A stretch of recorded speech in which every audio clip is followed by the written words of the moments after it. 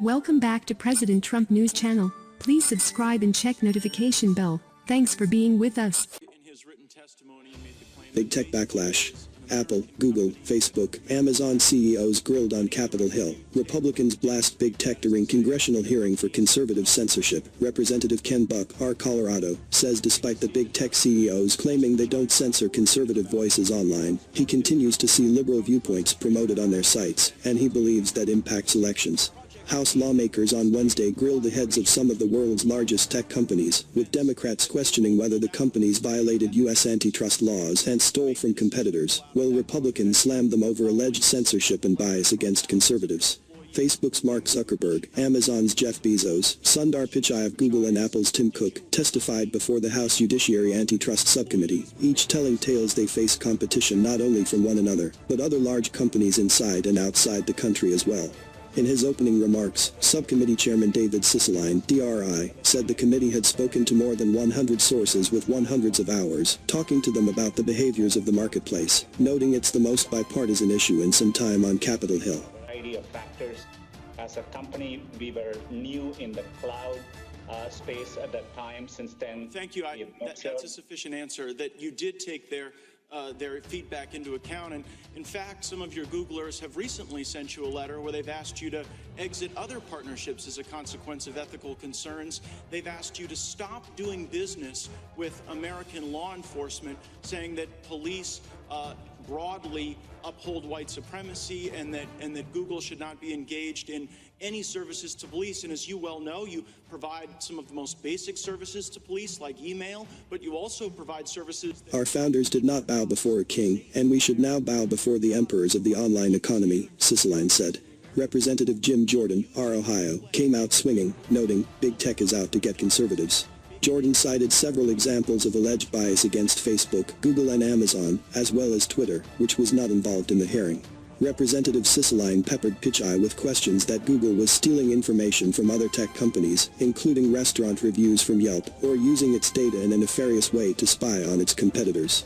Google's CEO denied the accusations, noting it, like other companies, works to provide the best experience for its customers.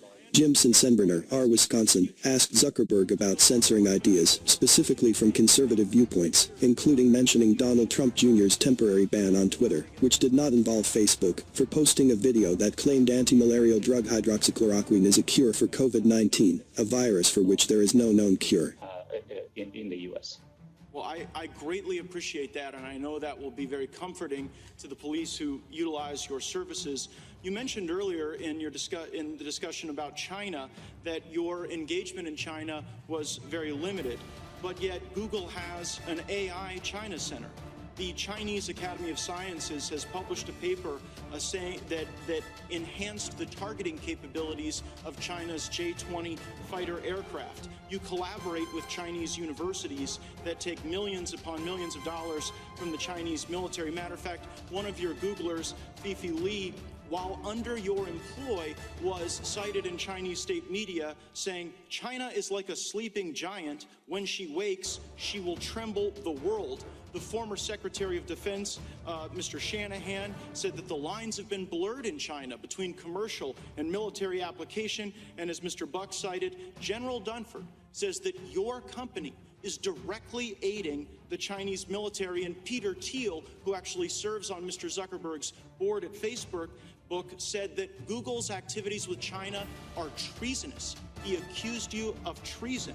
So why would an American company with American values so directly aid the Chinese military, but have ethical concerns about working alongside the U.S. military on Project Maven? And I understand your point about cybersecurity and those things, but Project Maven was a specific way to... Frankly, I think we've distinguished ourselves as one that defends freedom of expression the most, Zuckerberg replied, adding Facebook bans categories of harm, such as terrorist propaganda, child exploitation, intellectual privacy violations, and things like hate speech.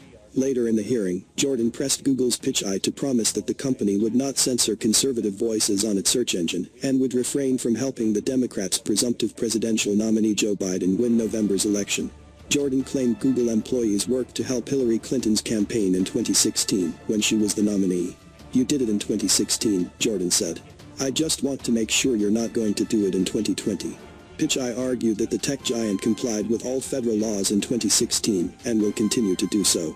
We engage with campaigns according to law and approach our work in a nonpartisan way, he said. Any work we do around the elections is nonpartisan. He added, "You have my commitment." Representative Jamie Raskin, D. Maryland, wondered whether Facebook could do more to protect against social and gender discrimination on its platforms.